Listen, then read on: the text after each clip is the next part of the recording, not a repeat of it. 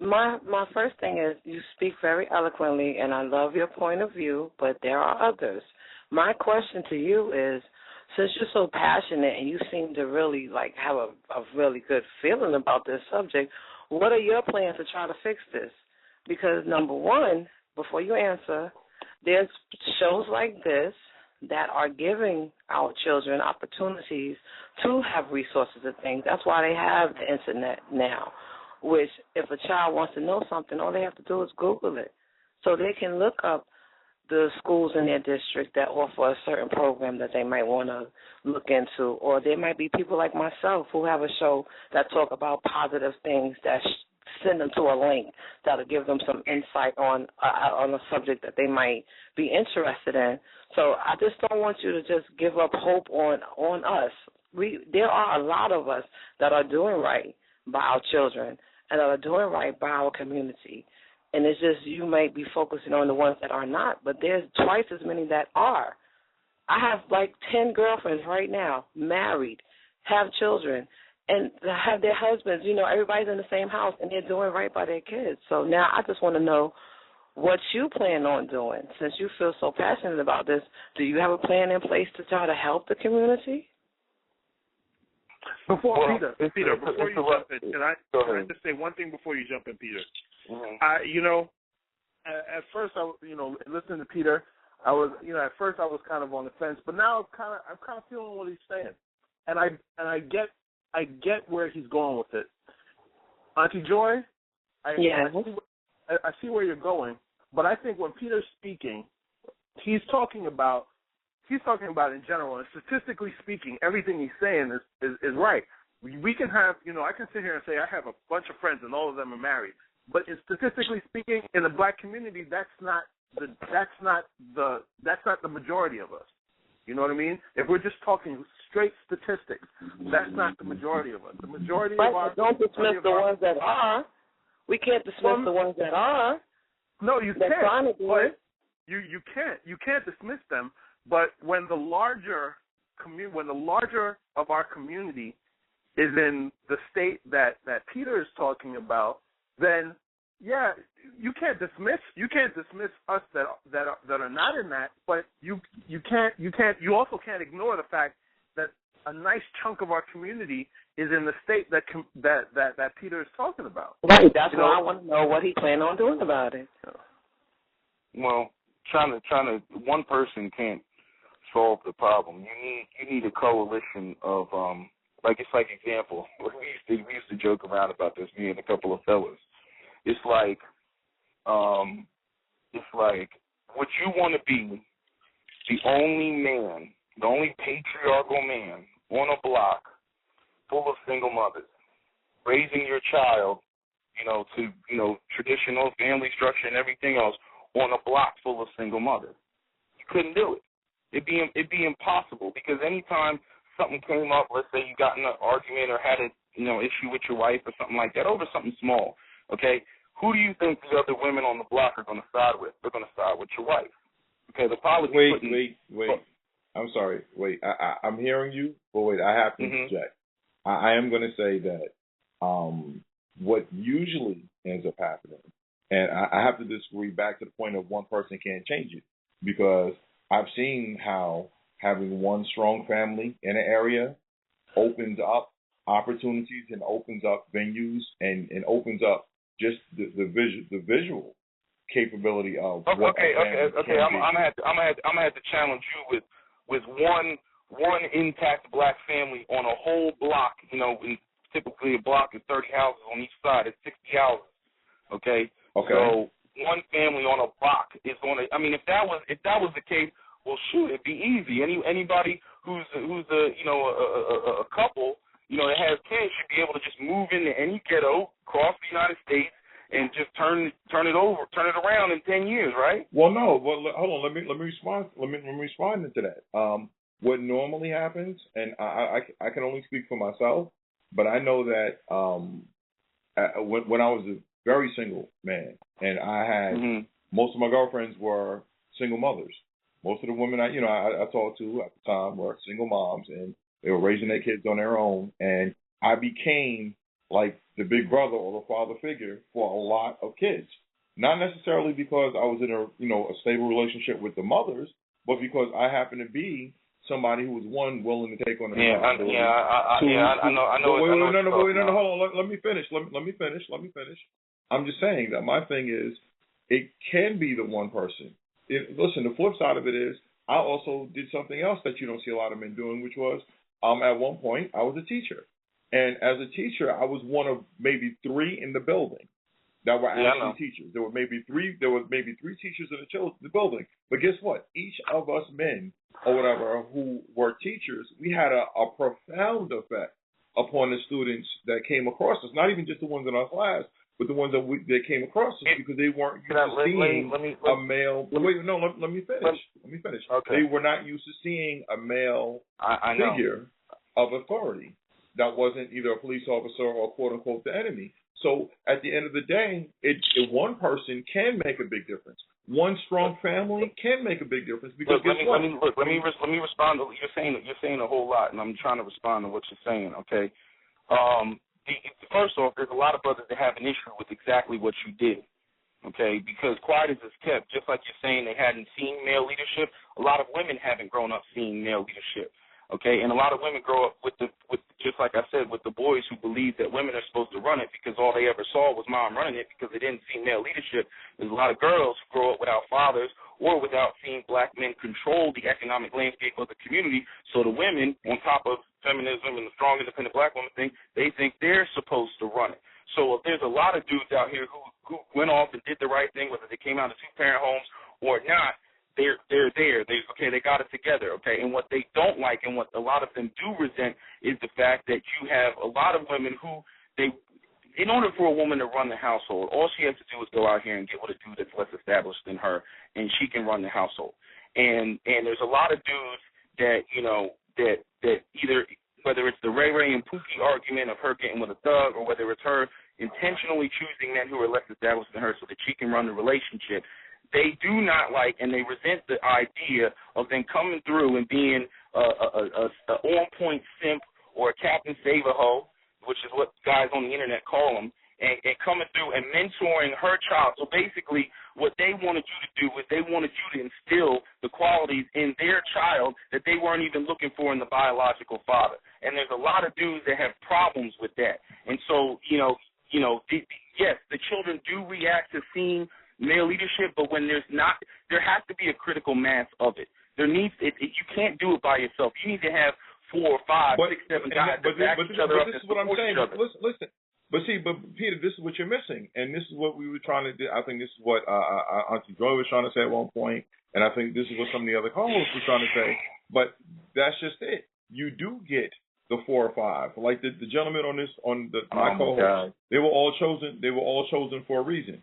They were all chosen because we do have that mindset. There's a couple other groups, a couple other shows. Listen, I'm not saying that. You got to let me finish. Right. I understand you have a lot. You're very passionate about this, and it's a very passionate subject for all of us. But at the end of the day, you have to understand that. Granted, I understand that your outlook on it, or whatever, your aspect or your perspective on it, is definitely one where you feel like you've seen just a lot of stagnancy in the black community. People aren't going anywhere. They're just repeating the same mistakes, and there's no hope. Where I come from, a whole different mindset, because I've seen people who had no hope make a way for themselves and become the reason that other people were motivated to do something better. So, in other words, instead of giving up and throwing in a towel, they were the ones who came back to the community and said, something, I came from where you came from. I didn't have anything, but I found a way to make it. Listen to me. No, I didn't have a father. No, I didn't, I never knew who my dad was, or he was a punk, or he was a thug, or he died because he was banging. Whatever it was, it doesn't even make a difference what the whole thing and the whole mindset behind it was. But from where I'm sitting, and I could be wrong, this is my personal opinion, I just feel as though that the response or the perspective that you have is almost of one who's already been defeated. Like, there is no hope, and there's no way we're ever going to come out of it. And personally, my thing is, like I said, I know for a fact that just because of the peers that I do associate with, because of the handful, or not even say handful, it's a nice crowd of people or whatever peers, and I know each of them have others, and who have others who have others or whatever. I mean, listen, I was fortunate enough to go to a school. I gotta stop you, because here's the problem, okay? And I've seen this because I've been in these black community events and all this other stuff, okay? The problem is, okay, there's a lot of dudes that come through and all they do is pat themselves on the back because they're in the business of inspiration, okay? In the business of inspiration. Same thing Alicia Keys talked about. There's a couple other people that go out, pastors like T.D. Jakes and all them. They're notorious for this. They're in the business of inspiration. All they do is inspire people, but they don't actually provide or create the opportunity. They simply think that they're the type of people that go, they show up and they're like, I did it, you can do it too, but they don't come with any of the tools that actually help the people get there. Now, some do, a very small percentage of them do, but majority of them do not. I have to agree with Peter on this. I mean, I see where you're going with it, Ali, but Peter's making a very, very good point.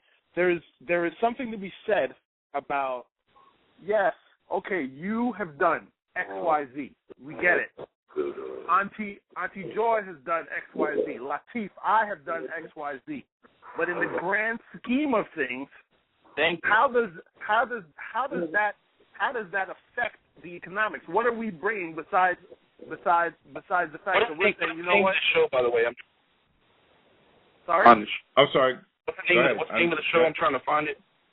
Oh, the Foundation. Foundation. All right. Yeah. The Foundation.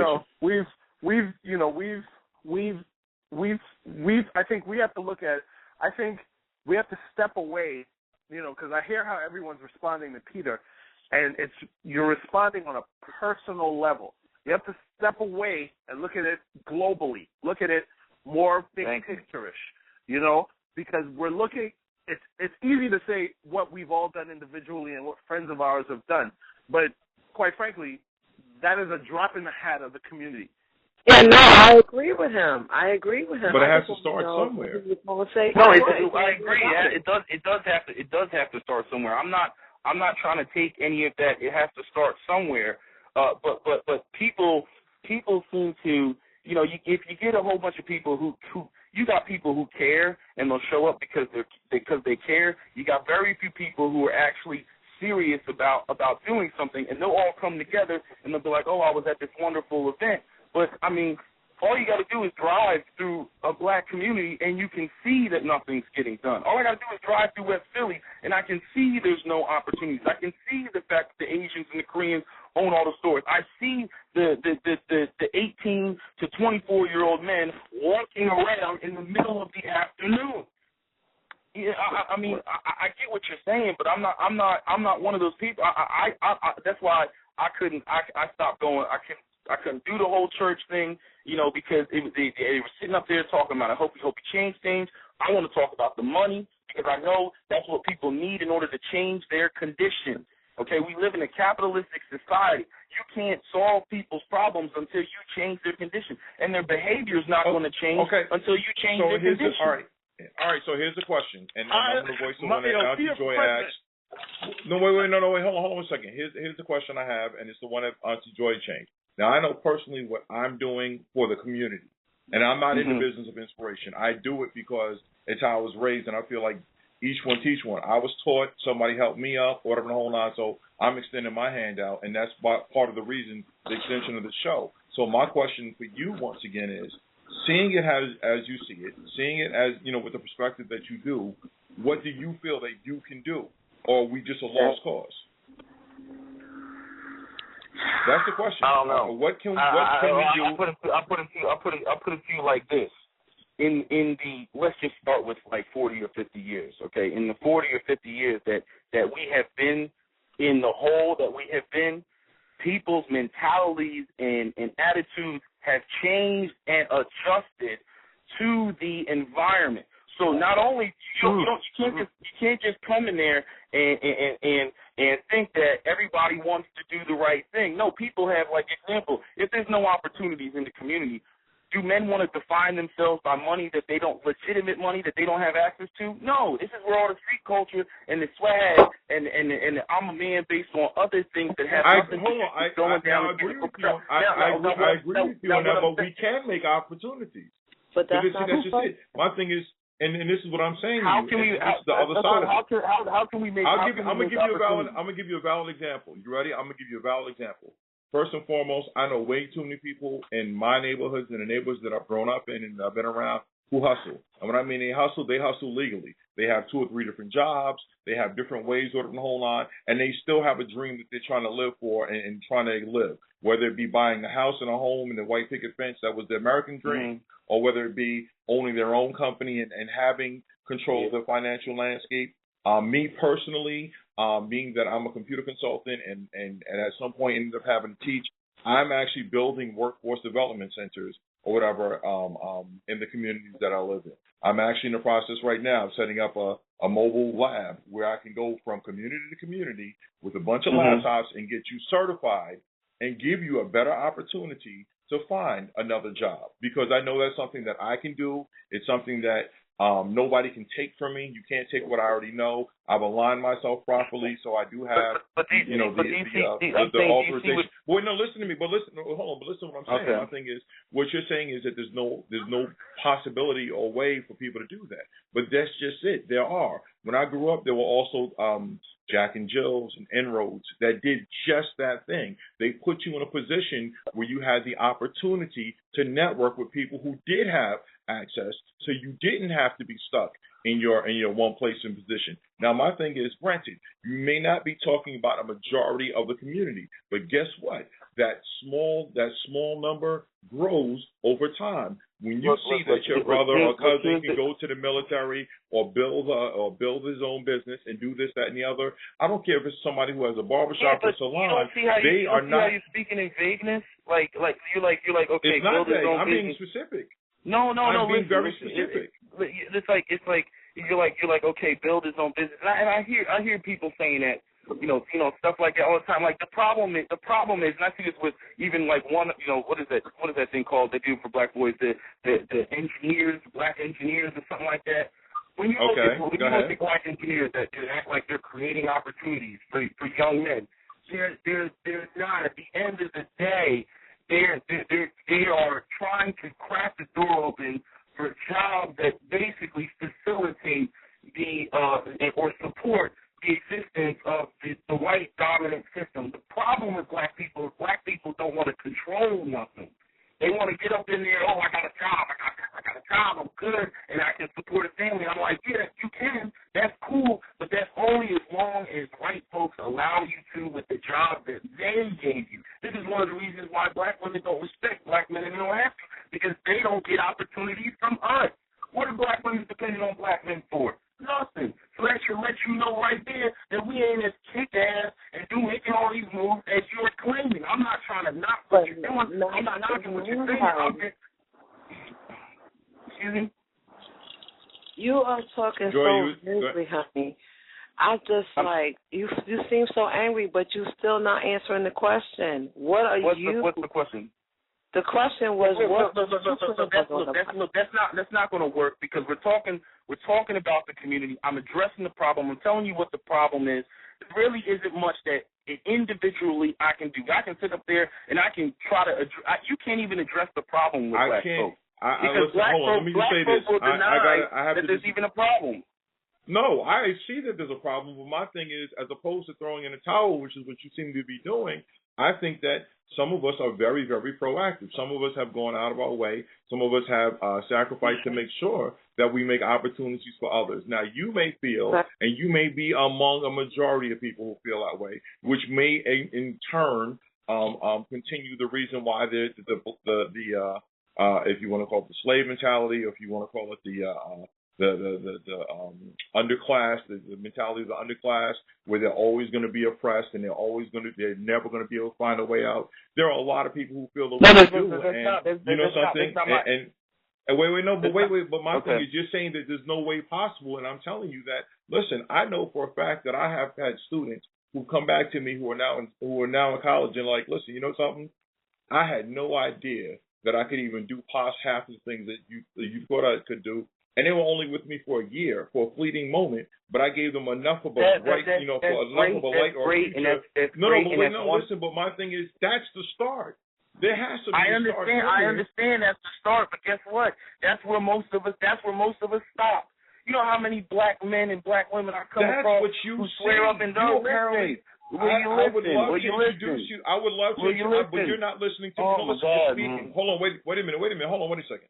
You're doing a lot of speaking. You're very passionate, and you reiterate the point in number 5. You are. I'm trying to respond to what you're saying, but you keep trying to. But I'm only responding to. I'm responding to what you. No, I'm responding to what you said because you said the same thing. Ali, let him say what he got to say. Go ahead.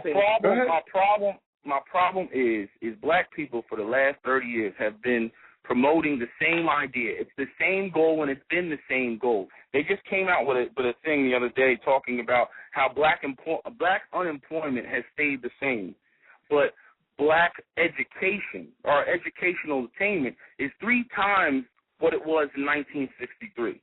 Now, how is it that black unemployment is still the same, but our educational attainment is 3 times as greater? I'll tell you why. Because we don't control the opportunities once we get that education. And the issue is not what you're doing. The problem is nobody ever takes it a step further. There's so many black people that I know that sit up there and they swore up and down that when they had arrived once they got their education, they had arrived once they got their degree or their decent job. And you know what they do? They're not even trying to live in the D.C. I was arguing with a sister the other day. She was like, I make $120,000. I bet your ass ain't living in the D.C. But they ain't trying to live in the D.C. and nobody thinks it's their responsibility. But does she have to live there to make a difference there? Can she show that you can move out of it and become better? Because let me respond to that. Yes. Let me respond to that. How many non-black communities do you see non-black people having an intact community without the people actually living there? We gonna tell me you can have a Chinatown without Chinese people in Chinatown? Are you serious? You can't be serious right now. You really can't be serious. No. I'm dead serious. The reality is we don't want to live there. We don't, because it's associated. We don't want to think. Basically, a lot of us don't want to put in the real work it would take to actually be in there and live there and change the demographic of people who live there. I do not have to live there, but I do not have to live there to change the area. If I'm going to build it up, that's one thing. If I'm saying that, yes, I'm going to take my community and I'm going to... Wait, let me ask you a question. How can you be... Pete, wait a minute. Pete, let Raph speak. Go ahead, Raph, speak. Ali. Go ahead, Raph. Yes. You know what? Peter makes a great point. I'm sorry. I'm like, every time this kid makes a point, I'm like, he's making a great point. Because he's right. Do you have to live in the community? Sure, you don't have to if you don't want to.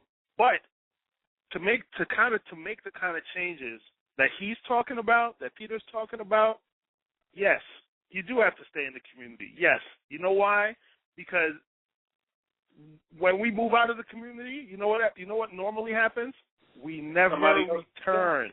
The money goes elsewhere. The money does not stay in the community.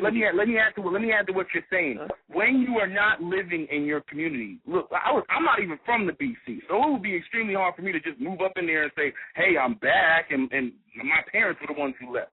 Okay, I've struggled with the idea of living there, but it's real funny because I see all these white people moving back into the city of Philadelphia and gentrifying the hell out of it. Okay, tearing down row homes, knocking down a whole bunch of walls, and putting a multi-million-dollar home there. It's happening everywhere. The issue is we don't want to do it, and the problem is when you say, "Oh, I'm going to show up and I'm going to fix the community," okay, you can't be. This is the problem. People say, "Well, you must lead by example."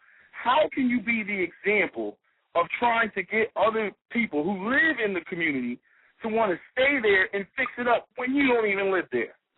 They see you leave, they want to do exactly what you do. They're like, well, shit, I ain't trying to stay here. I want to go live where you live. You over there with the white folks in the suburbs and the big white house and the big fence. See, and I have to totally disagree. I want to be over there with you. Listen, where I came from, Denzel grew up in the Mount Vernon Boys and Girls Club. And Denzel comes back and supports the Mount Vernon Boys and Girls Club on a regular basis. He doesn't live there anymore. It wouldn't be conducive to his job or anything else he's doing. But for me not to say he's not a philanthropist who doesn't do a great deal of good or whatever in the community that he came from, I'd be lying. And that goes for so many other people who have I'm not saying Wait a minute, hold on, time out. I'm not saying that they don't get recognized. I hear what you're saying. I do, but I have to respectfully agree to disagree on this one, because I've seen, listen, if I can bring my family up and I no longer have to live in squalor, if I'm going to build my community up, it's fine for me to build my community up. But if you build it up, it wouldn't be squalor. That's what I'm trying to explain to you. But nobody wants to get their hands dirty. That's not true. There's so many people who are getting their hands dirty. You're telling on yourself. Unfortunately, I'm not telling on myself. Listen, I don't hold on. Just because I don't live in Harlem anymore doesn't mean guess where my workforce development centers are. They're in Harlem. Where my workforce developments are. They're in the Bronx. I don't live there anymore. I don't live anywhere remotely close to the hood anymore. But at the end of the day, guess what? I work there. I'm still there day to day with the people. They know me. I go back and forth. What you're doing is better. What you're doing is better than a lot of people. I'm not going to knock you and act like you ain't doing nothing because you don't live there. But my point is that if you want to see the type of change that I'm talking about. The type of change where you actually have the whole point of fixing the black community is to what? Make it the type of place that you would actually want to live in. It wouldn't be, you wouldn't be, right now, I understand why you're not trying to live there, because if I had kids, I wouldn't want to raise them there either. It's going to take some time to change it. But what I'm saying is, look, I'll tell you how bad it is. Take black people who move out to the suburbs. Do black people move out to the suburbs and form their own black suburb? No. They move out to the suburbs and live in. Actually, they do. No, they don't. I'm sorry. Time out. Not going to play. But if you want to take a look, hold up. Mount Vernon is a black suburb. If you want to look at New Rochelle, New Rochelle is just about split in the middle. If you want to look at Yonkers or whatever, listen. I can't apply that. Look, when I'm being general, I can't apply that to the whole country. I can sit there and say, in Peachy Cali, that's a black community, and look at Baldwin Hills in California, that's a black community. But as a rule, and all the space in between, when black people go off and they get their education and they move to a white suburb, they do not congregate. Okay, they don't do it. Okay. I'm surrounded by it. I grew up in it. I know what they don't do. I know they don't go to community centers and community events and what's going on in my community, because it's already taken care of. Because what you're doing is you're joining another man's patriarchy. You're joining another group's community. So there's no sense of, hey, I have to join forces to do anything in that community because it's already taken care of. They go, no, sorry, Jamal, we already have it covered.